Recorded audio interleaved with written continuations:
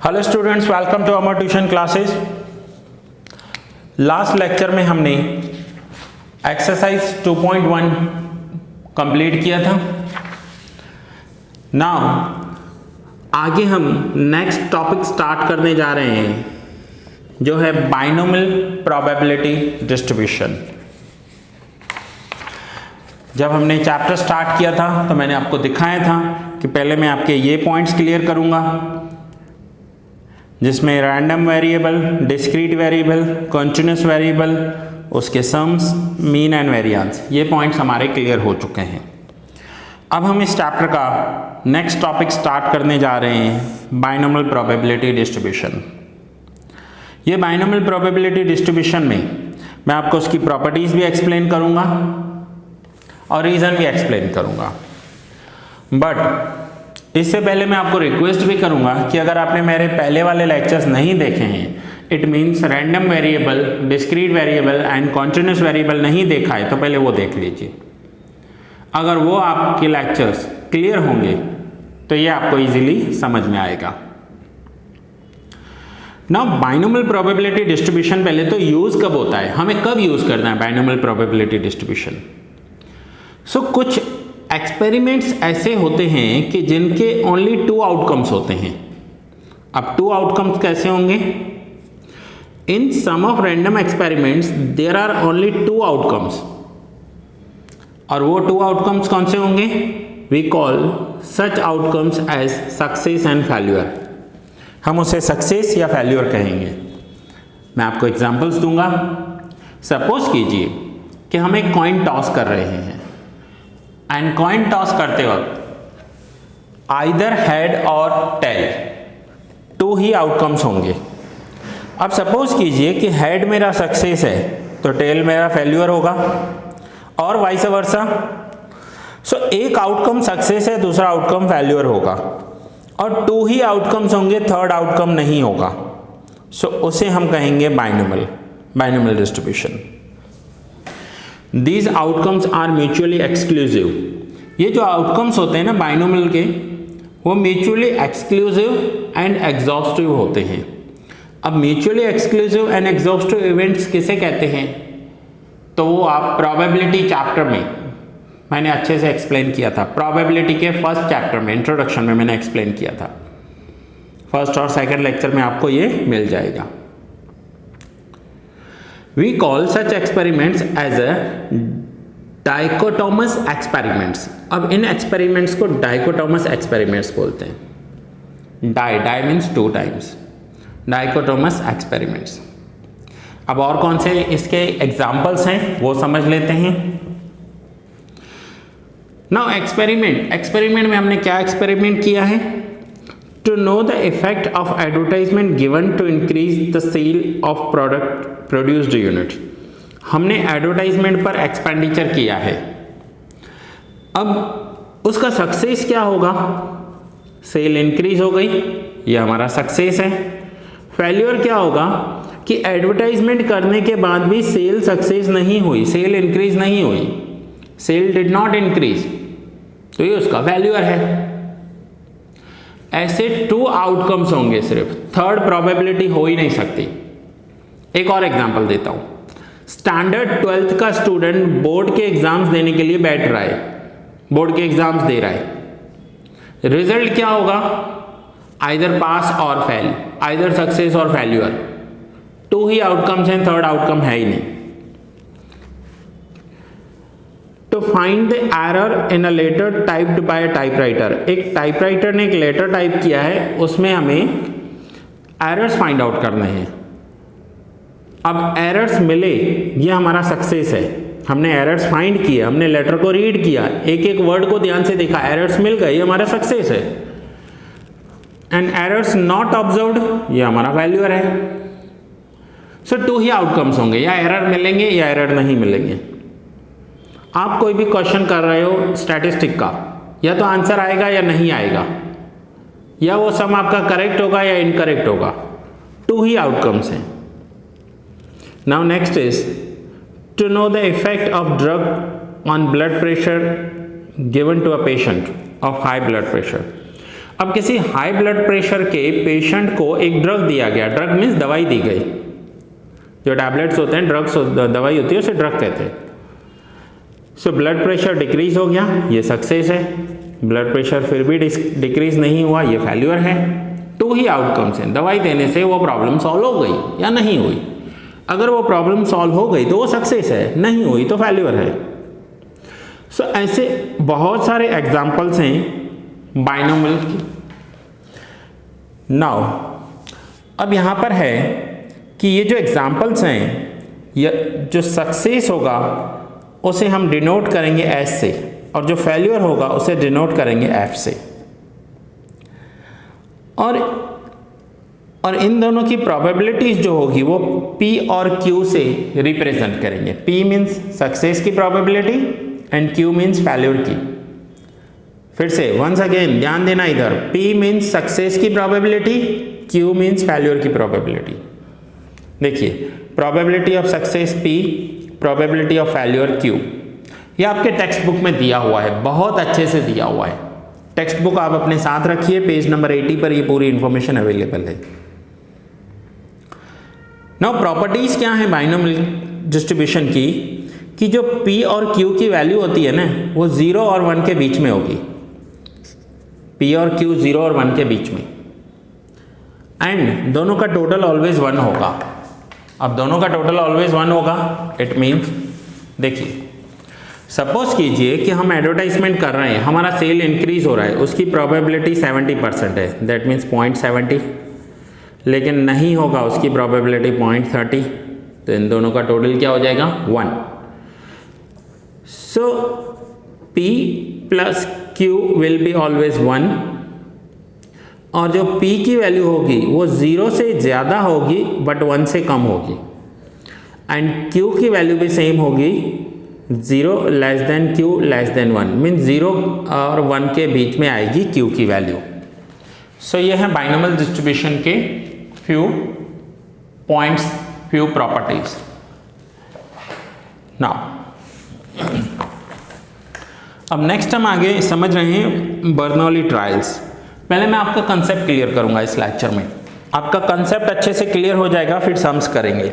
Sums इसके जल्दी हो जाएंगे क्योंकि ये एक्सरसाइज बहुत छोटी एक्सरसाइज है। ना बर्नौली ट्रायल्स क्या होते हैं? Suppose dichotomous random experiment has two outcomes which is success and failure. If this experiment is repeated n times under identical conditions and the probability of getting success at each trial is constant, then such trials are called Bernoulli trials. Underline कर लो इन points को। देखो Bernoulli trials क्या होती है। Suppose कीजिए मेरे पास एक coin है और मैं उस कॉइन को टॉस कर रहा हूं, सेम कंडीशंस, सेम जगह पर। जितनी बार भी मैं उसे ट्रायल करूंगा उसकी सक्सेस एंड फेल्यूर की प्रोबेबिलिटी सेम रहने वाली है। सो अगर उस कॉइन को 5 टाइम्स ट्रायल किया, 10 टाइम्स ट्रायल किया, 20 टाइम्स ट्रायल किया, सो जितनी बार हम उसे ट्रायल करेंगे उसे कहेंगे बर्नौली ट्रायल। अब बर्नौली ट्रायल्स की प्रॉपर्टीज क्या हैं? The probability of getting success at each Bernoulli trial remain constant. जब आप किसी कॉइन को टॉस करते हो हर बार उसके सक्सेस होने की प्रोबेबिलिटी एंड फेल्यूर होने की प्रोबेबिलिटी सेम रहेगी, कांस्टेंट रहेगी। ये म्यूचुअली इंडिपेंडेंट है। That means getting success or failure at any trial does not depend on getting success and failure at the previous trial. जब भी हम कॉइन टॉस करते हैं तो उसके हेड या टेल आने की प्रोबेबिलिटी हमेशा सेम रहेगी। ऐसा नहीं होगा कि प्रीवियस हेड आया तो फिर से हेड आएगा, नहीं। अगर हम कॉइन टॉस कर रहे हैं तो उसके सक्सेस होने की प्रोबेबिलिटी उसके प्रीवियस पर डिपेंडेंट नहीं है। Success and failures are mutually exclusive and exhaustive events. ये हमेशा mutually exclusive and exhaustive events रहेंगे and P plus Q always 1 रहेगा। नाउ अगर P प्लस Q ऑलवेज 1 है तो ध्यान से समझना इस पॉइंट को। यहां पर मैं लिख रहा हूं कि P plus Q is equals to 1। So therefore P की वैल्यू क्या होगी? P equals to 1 minus Q and Q की वैल्यू क्या होगी? Q equals to 1 minus P। P की वैल्यू होगी 1 माइनस Q, Q को राइट हैंड साइड ले आएंगे तो माइनस हो जाएगा, एंड Q की वैल्यू होगी Q equals to 1 minus P। So कहीं पर भी अगर आपको सक्सेस की प्रोबेबिलिटी दी हुई है तो फेल्योर की प्रोबेबिलिटी आपको मिल जाएगी। नाउ बाइनोमियल प्रोबेबिलिटी डिस्ट्रीब्यूशन के लिए हमें कौन सी फॉर्मूला यूज करनी है तो वो ध्यान से समझना, खास कर अपने माइंड में पूरी फॉर्मूला लर्न कर लो। Probability of x equals to NCx, C means combination, जो हम 11th में सीख कर आए हैं, प्रोबेबिलिटी चैप्टर में सीख कर आए हैं। Px equals to NCx, P raise to x, Q raise to n minus x। Repeat करो मेरे साथ फिर से, NCx, P raise to x, Q raise to n minus x, और x की वैल्यू आपको दी हुई होगी। एंड n क्या है? n means number of trials, जितनी बार भी हमने ट्रायल किया है वो n की वैल्यू हो जाएगी। नाउ फ्यू प्रॉपर्टीज समझ लो बाइनोमियल डिस्ट्रीब्यूशन की।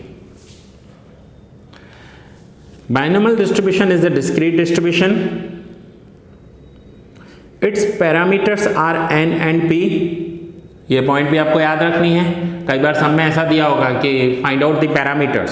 सो पैरामीटर्स क्या है इसके? n means number of trials, जितनी बार वो ट्रायल किया है। सपोज कीजिए एक कॉइन को 5 टाइम्स ट्रायल किया है तो n की वैल्यू 5 हो जाएगी।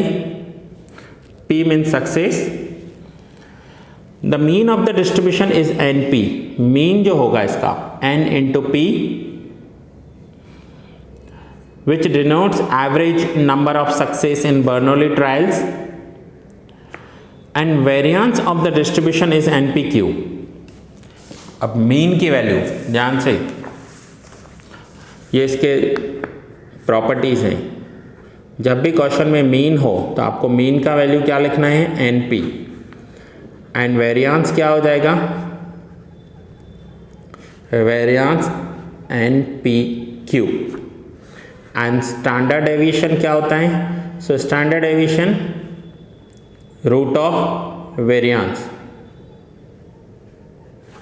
And root of variance that means root of NPQ।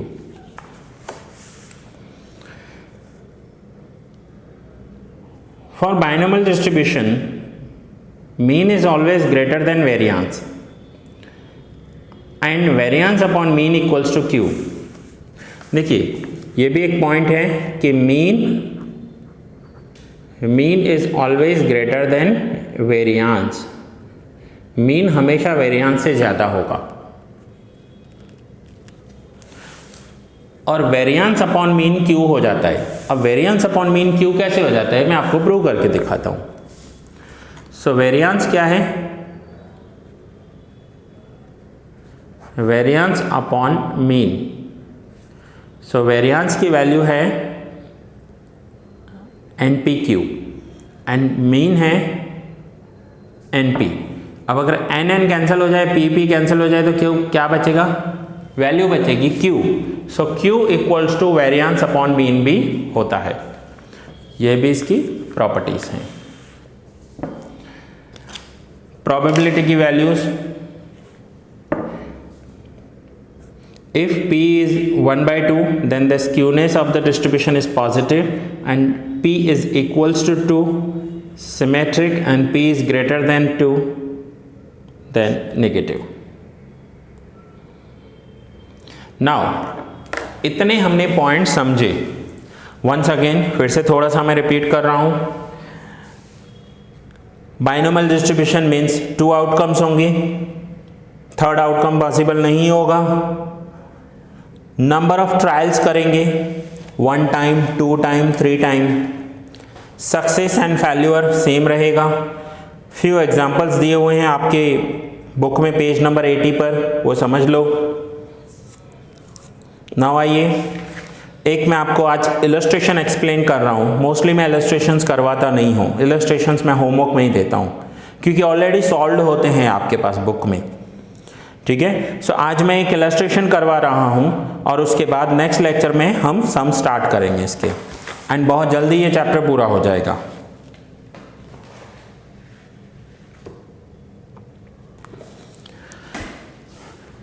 There are 3% defective items in the items produced by a factory.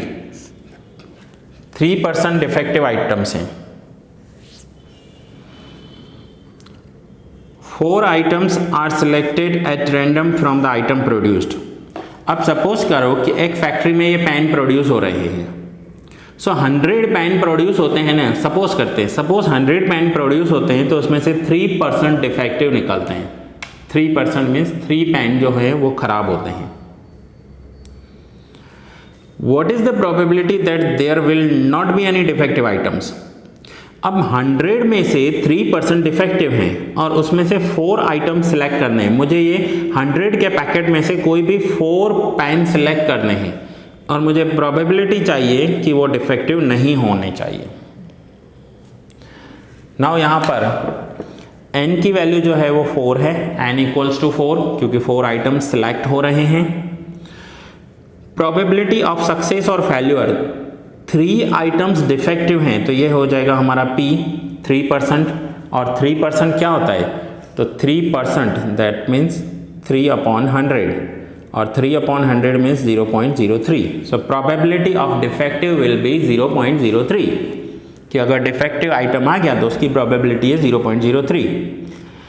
अब अगर p की वैल्यू 0.03 है तो q की वैल्यू क्या हो जाएगी, सो q होता है 1 minus p, so q equals to 1 minus 0.03, तो q की वैल्यू हो जाएगी 0.97। And none of the selected item is defective. Defective एक भी आइटम नहीं होना चाहिए, मीन्स मैं 4 पेन ले रहा हूं और 4 के 4 गुड क्वालिटी के होने चाहिए, डिफेक्टिव 0 होना चाहिए। सो वैल्यू रखेंगे, प्रोबेबिलिटी है NCx p⁻x q⁻n−x, n means 4, x means 0, 4 pens लिए जिसमें से 0 डिफेक्टिव होना चाहिए।